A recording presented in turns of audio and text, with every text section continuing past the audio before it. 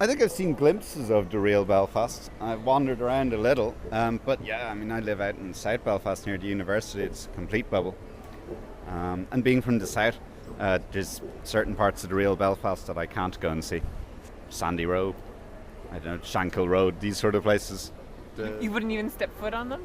Well, I've wandered down into them, but I mean, you wouldn't go drinking in the pubs there, or it's not a place you'd feel particularly welcome. Because of your accent?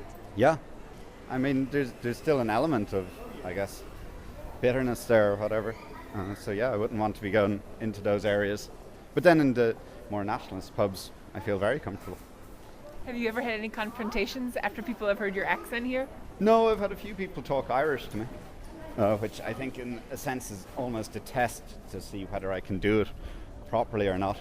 But no confrontations. I've had sort of silent hostility, but that could have just been a personality thing, who knows. Do you think it's a big jump from Dublin up here? Is it a huge culture shock?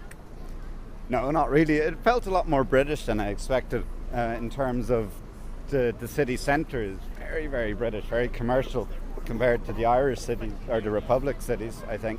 There's a bit more life in the cities in the Republic, like Galway or Dublin or Cork. People would be sitting outside, there'd be more cafes and pubs.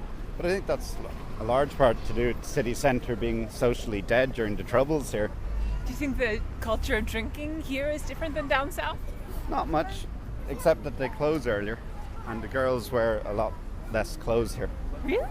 I think so, yeah. No, and a few of my friends who have come out and commented on that, we have noticed that it's much more British in terms of, you know, the short skirts and high heels and so on, much more like what you see on English TV. Do you think that since you've been here, you've lost any political biases that you might have had about this country and its politics before? I think I've become more sympathetic to the nationalist side because certainly growing up in the 80s in the south, you know, middle class people would have been very much disdainful of any sort of connections to the north. People didn't want to know. So, you know, having been up here and you learn a bit more about it, so that I suppose changes your opinion slightly. And just to realise, I suppose, that there are certain places you shouldn't go and you're going to encounter hostility simply because of an accent or a name. I suppose it's enlightening.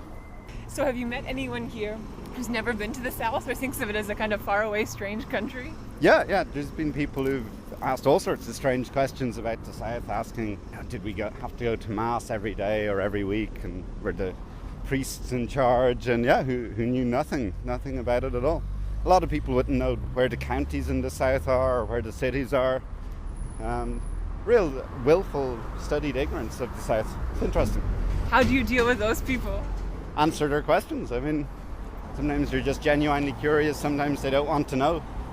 It's their business, I guess. Do you think that the Northern Irish accent is attractive? I do, actually. I think it's the further west, the better it gets. You know, I think it is. So a Belfast accent, thumbs up? It's pretty good, yeah. Better than a Dublin one? Yeah, I think so, yeah. There's something about it. Can you put on a Northern accent if you wanted to? Not a good one. I don't think I'd get away with it. Can I hear some? A Northern accent? That's as good as it gets. So it's a very complicated situation.